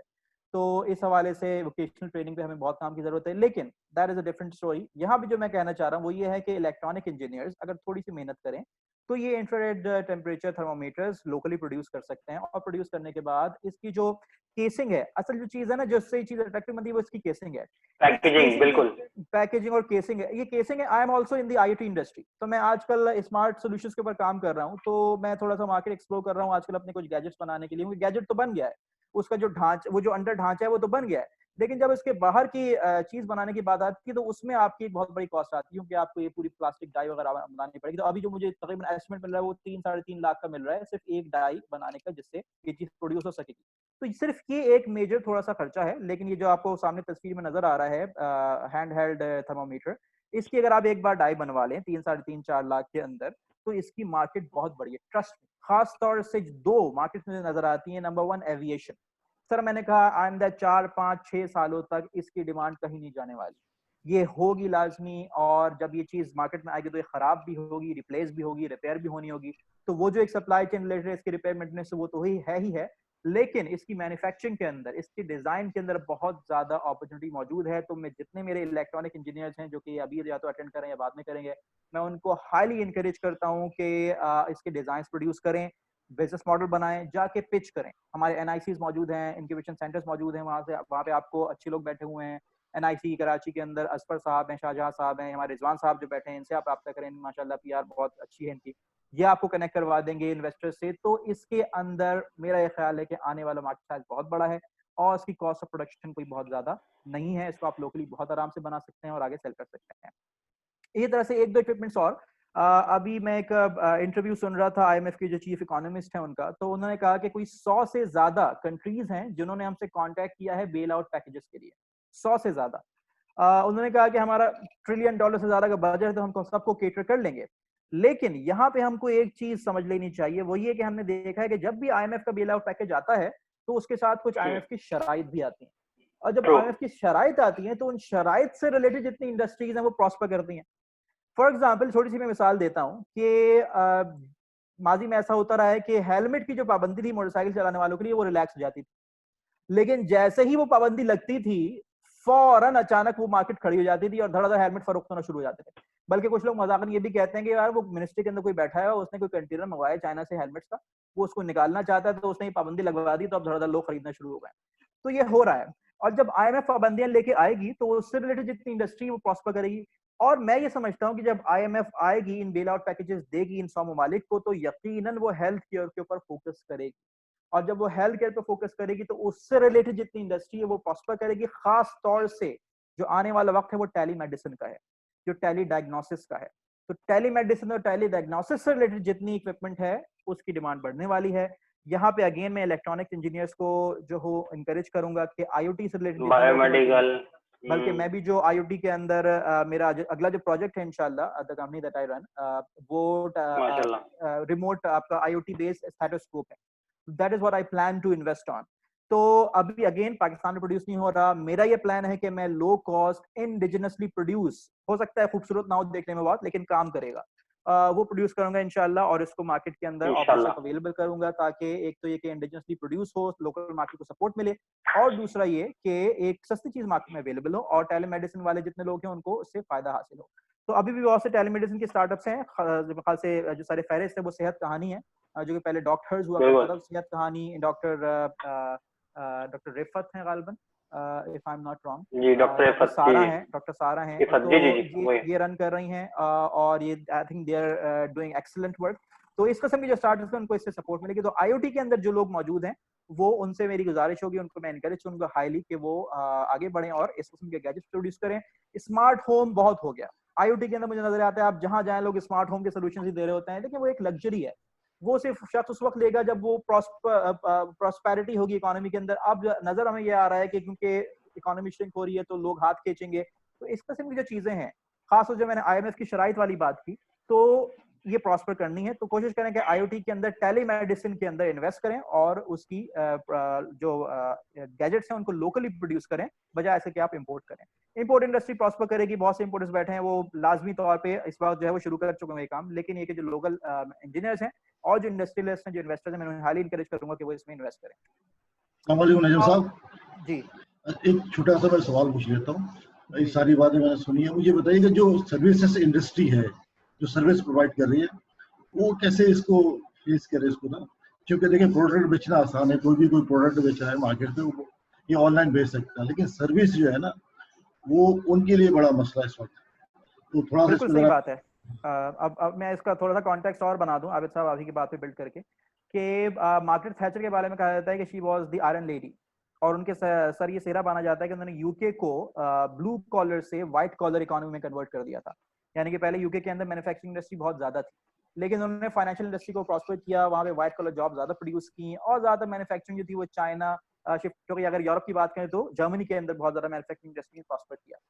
हुआ ये कि जब ये ग्रेट रिसेशन आया 2007-8-9 के अंदर, तो सबसे ज्यादा हिट जो है वो यूके हुआ, क्योंकि उन्होंने सर्विस इंडस्ट्री के अंदर कन्वर्ट कर दिया। तो सर्विस इंडस्ट्री रिसेशन के अंदर बहुत बुरी तरह हिट होती है, ये चीज एक नोन फैक्ट है। अच्छा, अब इससे निकला कैसे जाए, तो अभी मेरी जो नेक्स्ट स्लाइड थी वो भी इससे रिलेटेड थी, लेकिन एक चीज जो और मुझे नजर आती है कि सर्विसेज के अंदर आपको इस वक्त कुछ अरसे तक, मेरा ये अंदाजा है कि बहुत ज्यादा स्कोप आपको भी नजर नहीं आएगा। कुछ एक दो फील्ड्स हैं जिनका मैं भी जिक्र कर दूं कि उसमें शायद आपको कुछ फायदा हो जाए। पहली फील्ड तो जो आपको वैक्सीन की सप्लाई चेन की मैं बात कर रहा हूँ, तो जैसे ही ये बनेगी, जैसा मैंने कहा कि सप्लाई चेन की कॉम्प्लिकेशंस इतनी कोई सिंपली नहीं होती, वो इतनी जल्दी फॉर्न जो है वो कोने कोने में दुनिया के नहीं पहुंच जाएगी। यहाँ पे बहुत से एंटरप्रेन्योर्स और बहुत सी छोटी कंपनीज की हेल्प की जरूरत पड़ेगी, जो कि सप्लाई चेन का हिस्सा बन सकें, खास तौर से लॉजिस्टिक्स के अंदर, कि वो एक जगह से लेके स्टोर करके इन्वेंट्री बना के दूसरी जगह डिलीवर कर सकें। अगर इन्वेंट्री नहीं भी बना रहे तो सिंपली आप जो है सर्विसेज दे दें डिलीवरी की। जो ई कॉमर्स की हम बात करते हैं, तो अगेन आबिद साहब आप ही के सवाल के हिसाब से ये बात जो मैं आगे जाके डिस्कस करूंगा, तो जो जितनी भी डिलीवरी की सर्विसेज हैं वो अभी भी जो है वो चल रही है, लेकिन आगे जाके और ज्यादा चल रही है। क्यों? क्योंकि ई कॉमर्स को कुछ लोग जो अब तक यूज नहीं कर रहे थे उन्होंने यूज किया है, और मुझे यकीन है कि ई कॉमर्स का मार्केट साइज जो कि अब तक $1 बिलियन तक कोई प्रोक्योरमेंट टच कर रहा है पाकिस्तान का, वो यकीनन अगले 100 साल के अंदर काफी तेजी से बढ़ेगा। इसका मतलब ये हुआ कि ई कॉमर्स से रिलेटेड जितनी सर्विसेज है, खासतौर से लॉजिस्टिक्स की, डिलीवरी की, और इससे रिलेटेड जो भी सर्विसेज हैं, सॉफ्टवेयर सर्विसेज जो हैं आपकी, प्लेटफॉर्म डेवलपमेंट की, वो प्रॉस्पर करेंगी और उनके पास काम आएगा लोकल डोमेस्टिक लोगों की तरफ। मैं कथा कलामी कर रहा हूँ बीच में। जी आप। अच्छा, ये चूंकि मैं तकरीबन 30 साल से मैं लॉजिस्टिक पे काम कर रहा हूँ, जी, ठीक है ना, मेरी अपनी लॉजिस्टिक कंपनी चल रही है, और मैं एक कस्टमर लॉयर भी हूँ, लॉयर्स के नाम से मेरी कंपनी है, जो कंसल्टेंसी कंपनी है। अच्छा, अभी चूंकि जो मैं बता रहा हूँ, अभी जो मैं देख रहा हूँ, ये जो अभी हुआ फैली है ना पेंडेमिक, इसके बाद जो है ना आईटी इंडस्ट्री है ना काफी ऊपर जाएगी इंशाल्लाह, जो लग रहा है मुझे। अच्छा, लेकिन मैंने जब देखा था 2012 पे काफी वेबसाइट पाकिस्तान में बनाया था लोगों ने, ये पूछो.com, शायद आपको याद हो, ये सेवरी है या आसानी.com, ये नहीं चल पाई थी उस जमाने में, ठीक है ना। अभी इस टाइप पे अगर कोई जो काम कर रहा है, जो बंदा ये काम कर रहा है, तो उसके लिए आसानी है, क्योंकि मेरी एज इतनी हो चुकी है, मैं तकरीबन 60 हो चुका हूँ मिलूंगा, तो अभी तो मैं इससे जा नहीं सकता आईटी पे, लेकिन मैं देख रहा हूँ आईटी ऊपर जाएगी। मैं जिंदगी में सर्विस प्रोवाइड की है, कंसल्टेंसी की है, तो उस हिसाब से मैं अपनी चीज को देख रहा हूँ। प्लीज जरा कैरी ऑन कीजिएगा। बिल्कुल जी हाँ, आईटी के अंदर इस वक्त हमें थोड़ी सी शॉक वेव नजर आ रही है। अगर आप इस वक्त आईटी सॉफ्टवेयर हाउसेस को जाके देखें तो उनमें बहुत से सॉफ्टवेयर हाउसेस ने अपने एम्प्लॉयज की तनख्वाहें आधी कर दी हैं, और उसकी वजह यह है कि उनकी कैश, उनकी जो पेमेंट्स हैं वो फंसी हुई हैं, क्योंकि ज्यादातर उनका काम एक्सपोर्ट का था, एक सर्विस जो डेवलप कंट्रीज थी वहां से उनके पास प्रोजेक्ट्स थे, उन्होंने नंबर 1 पेमेंट्स रोक ली है, नंबर 2 काम भी कम हो गया है, क्योंकि जारी बात है जब 3% वर्ल्ड की इकोनॉमी श्रिंक होगी, यूएसए की 6% श्रिंक होगी, इटली की 8% श्रिंक होगी, तो कुछ ना कुछ इफेक्ट तो आएगा। लेकिन ये कि जैसा मैंने कहा कि ई कॉमर्स की जो डोमेस्टिक मार्केट है वो थोड़ा ग्रो करेगी, तो उससे शायद ये कुछ हद तक कॉम्पनसेट कर जाए। दूसरी बात जो मैं कहना चाहूंगा वो ये है कि लॉजिस्टिक्स के हवाले से, और दूसरा ये कि जितनी भी इससे रिलेटेड सर्विसेज हैं, एक बात मेरे जहन में आई थी, निकल गई, दोबारा आती तो मैं इंशाल्लाह करता हूँ। लेकिन ये है कि आईटी के अंदर ये थोड़ा सा आपको अप डाउन नजर आएगा। हाँ बिल्कुल, आसानी.com की आपने बात की, मैं ये समझता हूँ कि वो कॉन्सेप्ट अभी भी वैलिड है, और उसकी वजह ये कि एक तो आजकल लॉकडाउन का जो मसला है वो अलग है, लेकिन दूसरा मसला एक और ये है कि अभी भी अगर आप अपने घर की खवातीन से बात करें तो वो मासी के अच्छा काम ना करने की शिकायत कर रही होती हैं। अभी भी अगर आपके घर का फ्रिज खराब हो जाए तो आपको अच्छा कारीगर नहीं मिलता। अभी भी अगर आपका पानी का पंप खराब हो जाए तो आपको जाके प्लम्बर की मिन्नतें करनी पड़ती हैं, फिर वो आके कोई 3 दिन बाद आके आपका पंप सही करता है। इसका मतलब ग्राउंड लेवल के ऊपर ये प्रॉब्लम्स मौजूद हैं। ये जो स्टार्टअप्स फेल हुए हैं, मेरा अपना पर्सनल ये जो है वो हम्बल ओपिनियन है कि उनकी जो आफ्टर सेल सर्विस थी वो बहुत बुरी थी, और हम खासतौर एज अ नेशन उसमें लैग करते हैं। हम अच्छी कॉल सर्विसेज अमूमन नहीं देते। अभी थोड़ी देर पहले मेरा अकाउंट है, मेरा barob.com जो मेरा स्टार्टअप है ई कॉमर्स का, उसका अकाउंट मेरे पास ब्लू एक्स के पास है। उनको जब भी कॉल करो तो उन्होंने एक अपना रिप्रेजेंटेटिव रखा होता है जो कि छुट्टी पे होता है, वो उसको आपकी मदद नहीं कर सकता। तो इस किस्म की हमारी जो है, ब्लू एक्स एक बड़ा नाम है, उसके बावजूद उनकी सर्विसेज का ये हाल है। तो आफ्टर सेल सर्विस, और दूसरा ये कि इसके अंदर कुछ कैच, हमारा जो बिजनेस मॉडलिंग की डेवलपमेंट है वो काफी वीक है। हमें इसके अंदर अपना बिजनेस मॉडल थोड़ा ट्वीक करना पड़ेगा। उसकी वजह ये है कि आसानी.com या फौरी आसानी, इस वक्त के जितने स्टार्टअप्स थे, अगर ये एक बार आपको कनेक्ट कर देते हैं किसी से, तो दूसरी बार वो शख्स खुद कनेक्ट हो जाएगा। इसका मतलब आपने एक बार जो अपनी सर्विसेज थी वो तो दे दी, लेकिन आप दोबारा कैसे देंगे? इसका मतलब इसके अंदर आपको कोई सब्सक्रिप्शन मॉडल, कोई फ्रीमियम मॉडल, कोई ऐसी चीज डालनी पड़ेगी कि जिससे आप सर, इसमें मैं ऐड करूंगा, आप बात कर लें, क्योंकि आसानी आपको पता है कि हमारा ही स्टार्टअप है दरिया इंक्यूबेशन का, तो मैं उसके हवाले से ही बात करूंगा कि वो क्या उसमें मसाइल हुए। जी बिल्कुल, बिजनेस मॉडल के अंदर आपको कोई ऐसा पार्ट डालना पड़ेगा जो आपको रिकरिंग रेवेन्यू दे सके। जो राइड हेलिंग सर्विसेज हैं उसका भी अंजाम इसी तरह से इसीलिए हुआ कि अब एक शख्स है जो कि आप राइड हेलिंग सर्विस, लेट से आपने ऐप बनाई और लोगों को दी, उसने कनेक्ट किया कि मुझे सदर जाना है, मुझे रोजाना सदर जाना होता है, तो कोई अगर जाने वाला है मैं उसके साथ चले जाऊं। एक बार उसने कनेक्ट किया, एक ग्रुप बन गया, अब उनको ऐप की जरूरत ही नहीं है, अब रोजाना बगैर ऐप के जा रहे हैं। सही है, तो इसका मतलब ये हुआ कि it's a failed business model. तो आपको जो रेवेन्यू मॉडल है, रेवेन्यू मॉडल के ऊपर थोड़ा सा काम करने की जरूरत है। अदरवाइज इन स्टार्टअप्स की मेरा यह ख्याल है कि अभी भी बहुत बड़ा पोटेंशियल मौजूद है हमारी मार्केट के अंदर। बिजनेस मॉडल के ऊपर काम करने की जरूरत है। जी रिजवान साहब। हाँ, मैं सर इसमें ऐड ये कर रहा था कि जैसे उन्होंने भी आसानी के नाम लेके, बिल्कुल ठीक है, ये हमारा ही स्टार्टअप था, ठीक है, इसको यूएस8 से भी ग्रांट मिली, एग्रीड, लेकिन उसका जो सबसे बड़ा इश्यू हुआ ना, वो मसला यही था कि देखें, उसने ग्रांट ली, ठीक है, लोगों को ऑन बोर्ड ले लिया, प्लम्बर, इवन मैंने अपने घर की जो गैस लाइन की ली गई थी वो भी उसी के बंदे से कराई, ठीक है, फेयर एनफ। लेकिन सबसे बड़ा इशू ये है कि इसके लिए जो आपने बिल्कुल कहा कि एक रेवेन्यू मॉडल की जरूरत है कि आपके पास फंडिंग बहुत ज्यादा हो, क्योंकि देखो जो मजदूर है ना, ये दिहाड़ी पेशे पे काम करता है, और जब आप इस तरह की आसानी कोई ऐप या हैंडीमैन कैब सर्विसेज लेके आते हैं तो आपको इनको ऑन बोर्ड इस तरह से लेना ताकि ये काम आएगा तो मैं जाऊंगा, ठीक है ना। उसमें ये होता है कि या तो इनकी मंथली पूरी एक सैलरी हो और उनको कहा जाए कि काम हो नहीं हो, आपने बैठ के करना है। और ये दुनिया की जो मुख्तलिफ, जैसे HP हो गई या इस तरह की मुख्तलिफ कंपनीज हो गई, इनके जो कॉन्ट्रैक्टर्स होते हैं उनको इसी तरह पे करके बिठाते हैं। जैसे डॉक्टर्स को लोकम चलती थी इंग्लैंड के अंदर, जब आपकी सर्विसेज आपसे बुलाएंगे तो आप आएंगे, अदरवाइज पैसे आपके चल रहे हैं। तो जो आसानी की ये बात कर रहे हैं, बिल्कुल उसमें ये, और यही हुआ कि वो लोग कभी अपने काम पकड़ने में निकल गए इधर, फिर वो कस्टमर को बुला रहे हैं, तो वो कर रहे हैं, या तो उनकी एक मंथली तनख्वाहें सेट होती, पीछे एक बहुत बड़ी फंडिंग होती, और फिर उसके ऊपर ये होता कि उनको पता होता कि यार मैं काम करूं नहीं करूं, एक फिक्स तनख्वाह तो मैंने आनी है और मैं दिहाड़ी से ज्यादा कमा लूंगा, तो जिसकी वजह से लोग वहां रहते हैं। तो जी इसको मैं फॉर्मलाइज कर दूं आगे कॉन्सेप्ट को। तो बेसिकली इस वक्त ये वाले जो जितने स्टार्टअप हैं ये फ्रीलांसिंग मॉडल पे काम कर रहे हैं, जिसके अंदर फ्रीलांसर्स जी को एंगेज करते हैं, उनसे काम कराते हैं, लेकिन इनको अपना पूल बनाना पड़ेगा, इनको अपना परमानेंट पूल बनाना पड़ेगा। वो लिमिटेड होगा, मतलब उसके अंदर 2-3 लोग ही होंगे। जब आपकी डिमांड ओवरफ्लो करती है तो फिर आप फ्रीलांसर्स को एंगेज कर लें, लेकिन एक पूल के बगैर शायद ये काम नहीं चल सके, क्योंकि वही बात जो आपने रिजवान साहब ने कही कि लोग अपना काम ढूंढने चले जाएंगे, वो आपके लिए अवेलेबल नहीं होंगे, तो फिर आपका कस्टमर सफर करेगा।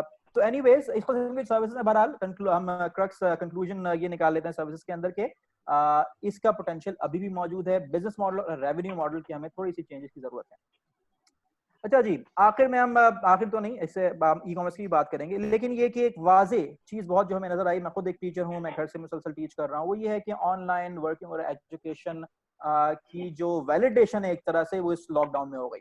अब तक लोगों ने नहीं सोचा था कि उनको ये काम करना पड़ेगा, लेकिन जब उनके सर पे आ पड़ी तो उन्होंने अपने आप को इवॉल्व किया, यूनिवर्सिटीज ने इवॉल्व किया, कॉलेजेस ने रिएक्ट किया फौरन, और ये कि अपने सिस्टम्स को डेवलप किया कि वो घर से टीच कर सकें। और जब ऐसा हुआ तो लोगों को अंदाजा ये हुआ कि यार ये तो हो सकता है, लेकिन जहां तक कॉलेज और यूनिवर्सिटी से ताल्लुक है तो उनको नजर ये आया कि एक लो कॉस्ट सोल्यूशन है एजुकेशन का, but on the other end of the consumers are not happy, and this is a problem. And as I said, every problem is an opportunity. If consumer is not happy, इसका मतलब there is a lot of potential in the market. यानी कि you have to come up with solutions जो कि इस customer को, इस consumer को सेटिस्फाई कर सके बोथ एंड्स के ऊपर। एक साइड पे आपके कॉलेजेस यूनिवर्सिटीज हैं, दूसरी साइड के ऊपर आपके स्टूडेंट्स हैं। अगर हम ऑर्गेनाइजेशंस की बात कर लें, अभी I was reading an article at Forbes जो एक बात कर रही थी कि I think not on Forbes, CNBC, तो कि उन्होंने कहा कि बड़े बड़े फाइनेंशियल इंस्टीट्यूशंस हैं जो कि अब घर से काम करने की बात कर रहे हैं, वो अपने कह रहे हैं हम एक्सपेंसिव ऑफिस अपने बंद कर रहे हैं और हम घर से काम करवाएंगे। इसका मतलब ये हुआ कि ऐसे टूल्स की इस वक्त पोटेंशियल है जो कि उनको फैसिलिटेट कर सकें घर से काम करने में, जो कि अब तक मेरे ख्याल से इतने ज्यादा मैच्योर नहीं है। जूम ने अचानक बहुत ज्यादा शोहरत पाई थी, लेकिन जूम बॉम्बिंग का आपने सुना होगा, उसमें अटैक्स हुए वायरस के, तो हैकिंग के अटैक्स हुए, तो इसका मतलब वीकनेसेस मौजूद हैं। तो आपकी जो ऑनलाइन सिक्योरिटी है वो तो एक कोर्स एक बहुत इमर्जिंग फील्ड है, लेकिन ये कि इन चीज़ों के अंदर इम्प्रूवमेंट की बहुत ज़्यादा गुंजाइश मौजूद है कि ये ना सिर्फ सिक्योर हो बल्कि ये यूज़र फ्रेंडली भी हो, और ये कि स्पेशल पर्पस डिज़ाइन किए जाएं। अगर वो ऑफिस वर्क के लिए तो उसके लिए अलग डिज़ाइन हो, अगर एजुकेशन के लिए तो उसके लिए अलग डिज़ाइन हो। खास तौर से for example one of the things that I design and which prove to be handy in these days was this online quiz app. तो मैंने बेसिकली एक ऑनलाइन डेस्कटॉप पोर्टल बनाया, उसके अंदर जो है क्विज मेकिंग की एबिलिटी दी टीचर्स को, और फिर एप्पल ऐप स्टोर के ऊपर और गूगल प्ले के ऊपर एंड्रॉयड और आईओएस की एप्स बना के डाली और उनको एक्सपेरिमेंट किया एंड दे वर्क फाइन। सिर्फ मतलब ये हुआ कि लॉकडाउन की वजह से, क्योंकि स्टूडेंट्स बहुत टेंशन में थे, तो ज्यादा यूनिवर्सिटीज ने असेसमेंट को खत्म ही कर दिया। लेकिन लॉकडाउन के बाद जब ऑनलाइन एजुकेशन आगे बढ़ती है तो उसमें यकीनन आपको असेसमेंट टूल्स भी चाहिए होंगे, और मुझे कोई अच्छे असेसमेंट टूल्स ऑनलाइन नहीं मिले। अगर आप ऐप स्टोर के ऊपर या गूगल पे देखें तो आपको कोई अच्छी क्विज ऐप नहीं मिलेगी। जो भी चीजें मौजूद है बड़े बड़े पोर्टल्स की फॉर्म में है कि आप एक पूरा ईआरपी सिस्टम है तो उसके साथ एक आपको जो है वो अटैच मिल जाएगी कोई ऐप, लेकिन अलग से कोई नहीं है। तो I think that was a gap, तो वहां पे हमने मुमतहिन को लॉन्च किया और हम उसको यूज कर रहे हैं, and I think we are happy that it works fine. तो इसलिए ऑनलाइन असेसमेंट टूल्स की गुंजाइश भी मौजूद है और इसके अंदर भी लोग इन्वेस्ट कर सकते हैं। Finally, I mean, last but not the least, e-commerce. E-commerce, as I said, $1 billion की मार्केट थी अब तक पाकिस्तान की, लेकिन ये कि इस दौरान में यकीन ये बढ़ेगी और आगे जाके ये प्रॉस्पर करेगी। इस वक्त बहुत से लोगों ने रियलाइज किया है कि e-commerce is not that bad. इससे पहले शायद वो रिलेक्टेंट थे, नहीं किया करते थे। खास तौर से हमारा वो एज ग्रुप जो कि घबराता है आईटी गैजेट्स को यूज करने में, उसको ये नजर आया कि यार ये ई-कॉमर्स तो बड़ी यूजफुल चीज है, जो अगर मेरी दुकान बंद है, कुछ भी बंद है, तो मैं इसको ऑनलाइन मंगवा सकती हूँ। तो इसलिए इसका मतलब अगेन जो कंज्यूमर का आपका जो साइज है वो थोड़ा सा एक्सपैंड होगा। अब हो सकता है कि वो वाला एज ग्रुप भी शामिल हो जाए ऑनलाइन परचेसिंग के अंदर, जो अब तक नहीं कर रहा था, जिसने एक्सपेरिमेंट किया और वो एक्सपेरिमेंट कामयाब हो गया। तो इसलिए ई कॉमर्स के अंदर जो है होपफुली जो है वो प्रॉस्पेरिटी आने वाली है, एक्सपेंशन आने वाली है, मार्केट साइज बढ़ने वाला है, और नई नई फील्ड्स के अंदर लोग ई कॉमर्स में आ रहे हैं, जिस तरह से अभी सैलून का काम शुरू हो गया है, इस तरह से ग्रूमिंग सर्विसेज चल रही हैं, लेकिन अब तक बहुत ज्यादा फैली नहीं है। लेकिन I know a few people जो कि ब्यूटी पार्लर्स चलाती हैं ऑनलाइन, जो कि ग्रूमिंग सर्विसेज के लिए जो लेडीज उनको घर बेचती हैं। ये चीज अब तक मेरे ख्याल से कोई फॉर्मलाइज मुझे अब तक स्टार्टअप्स का नजर नहीं आया, लेकिन इसका पोटेंशियल बहुत ज्यादा मौजूद है। तो ये कुछ चीजें थी जो कि मैं समझता हूँ कि आगे जाके बढ़ने वाली। जब ई कॉमर्स की बात आती है तो अगेन पूरी सप्लाई चेन, यानी कि जो आपकी कोरियर सर्विसेज हैं, जो आपकी लेट्स से डिलीवरी सर्विसेज हैं, जो आपकी मार्केट प्लेसेस हैं, लाइक दराज अभी एक ही प्लेयर है मेजर मार्केट में, और बहुत से जो है वो काफी पीछे हैं, ट्रेल बाइंड कर रहे हैं, टेलीमार्ट है और होम शॉपिंग है, लेकिन ये दराज के खास लेवल पे अब तक कोई नहीं है, तो वहां तक आने की जरूरत है, अपना वॉल्यूम बढ़ाने की जरूरत है। इसके अलावा ये कि ई कॉमर्स के जब बात आती है तो आपको ओमनी चैनल स्ट्रेटजी बनाने की जरूरत है। Omni channel is different from multi channel strategy, जिसके अंदर आपके पास ऑनलाइन स्टोर अलग है, एप्स अलग है, हो सकता है आउटलेट अलग हो। All of these things have to work in unison, in combination. जी आबिद साहब। नजम साहब, ये जो मैं बात कर रहा हूँ, देखिए हमारे जो मुल्क पाकिस्तान है, हम जो यहाँ पे बिजनेस कर रहे हैं, हम कर रहे हैं ट्रेडिशनल ट्रेड कर रहे हैं यहाँ पे जी। ठीक है ना, आपको पता होगा। हम क्योंकि अब जो है पूरी दुनिया जो मॉडर्न ट्रेड की तरफ जा रहा था, ठीक है, इसकी अहमियत हमें पहले नहीं पता थी। जब से ये हमारे पास जो कोविड-19 आया, उसके बाद से हमें पता चला है कि ई कॉमर्स की अहमियत कितनी है। ठीक है, अब जो मैंने जो आपसे पूछा था पूछो.com या आसानी, ये हमने जो प्री मैच्योर एक्सपेरिमेंट किया था हमने, उस जमाने हमारे कौम को इतनी पता नहीं थी इन चीजों की। अब अगर ये सर्विसेज अब अगर होती, अब ये जो इस दौरान इस सिनेरियो में, तो ये ज्यादा इंडस्ट्री ग्रो करती है। तो आप मुझे बताइए, जो लोग ट्रेडिशनल ट्रेड कर रहे हैं, उनको हम जैसे एजुकेट कर रहे हैं, किस तरह बताएं कि भाई मॉडर्न ट्रेड की तरफ आ जाओ। सही है। देखें, इसके अंदर एक बहुत बड़ी जो होप होती है ना, वो हमेशा यूथ होती है। जितने भी किसी भी कौम के जवान होते हैं ना, वो हर कौम की उम्मीद होते हैं। और हमें नजर ये आता है, बल्कि हमने आईबीए के अंदर बहुत से ऐसे बच्चों को बुला के उनको ट्रेनिंग दी है, जो कि सिंपली डिप्लोमा होल्डर्स हैं, जिन्होंने इंटर किया, मैट्रिक किया, डिप्लोमा लिया और वो मार्केट में आ गए। ये वो लोग नहीं जो फैंसी जो है अंग्रेजी के वर्ड बोल सकें या मुंह टेढ़ा करके इंग्लिश बोल सकें, और जो है वो ऑनलाइन इंटरनेशनली जो है लेवल के पर काम कर सकें।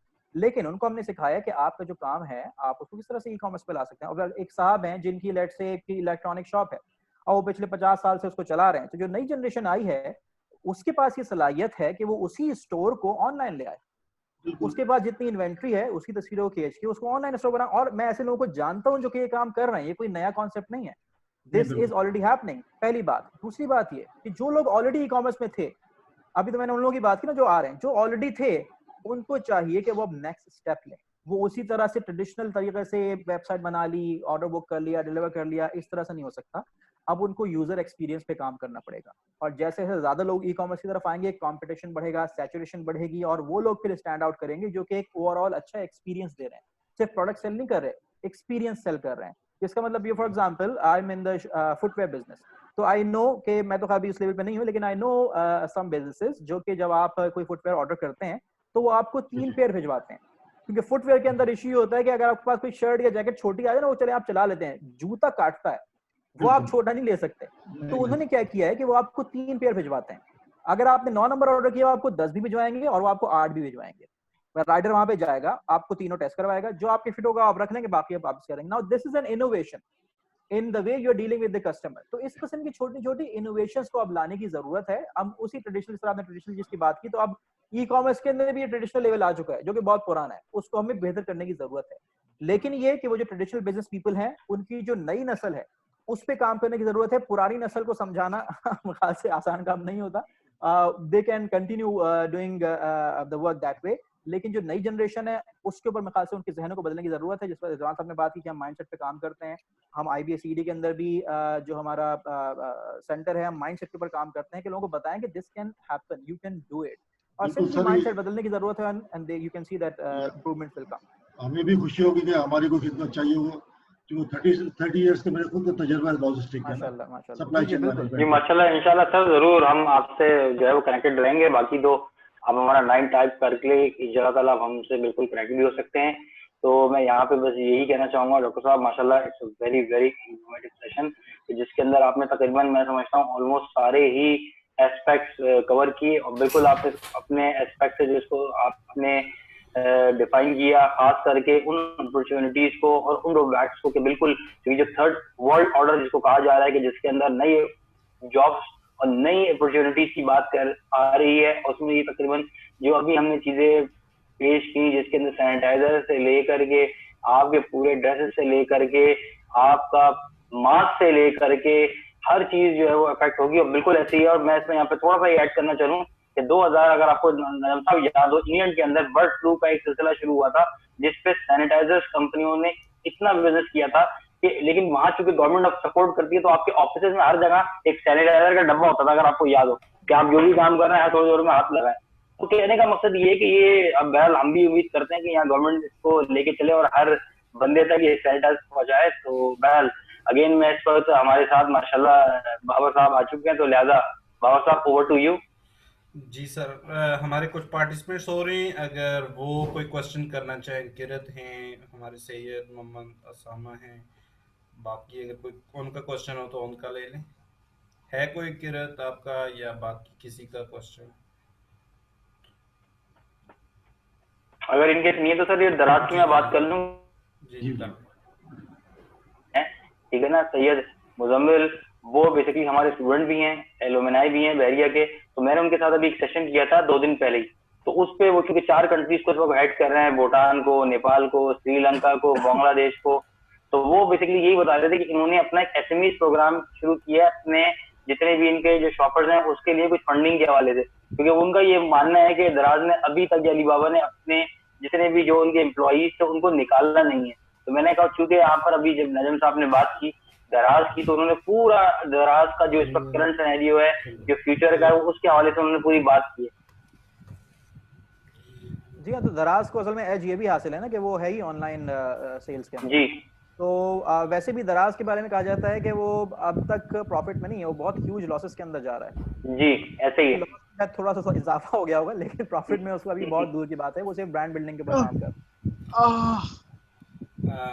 थैंक यू जी रज़वान फरम साहब, साहब। आपने बहुत मेहरबानी किया, आपने अपना कीमती टाइम दिया हमारे participants audience Thank you very much for having me. तक हमारा मैसेज पहुंचाने में हमारी हेल्प की। इंशाल्लाह उम्मीद करते हैं कि इसी तरह से हमारी रहनुमाई करते रहेंगे फ्यूचर में भी। वक्तन फ़ौक़न रज़वान साहब का भी शुक्रिया और सब पार्टिसिपेंट्स का भी शुक्रिया जिन्होंने पार्टिसिपेट करके हमारे इस इवेंट को सक्सेस किया। डॉक्टर साहब बहुत बहुत शुक्रिया, थैंक यू, खुदा हाफिज़। Thank you very much, thank you, अल्लाह हाफिज़। ओके, थैंक यू, अल्लाह हाफिज़। पाकिस्तान जिंदाबाद। पाकिस्तान जिंदाबाद।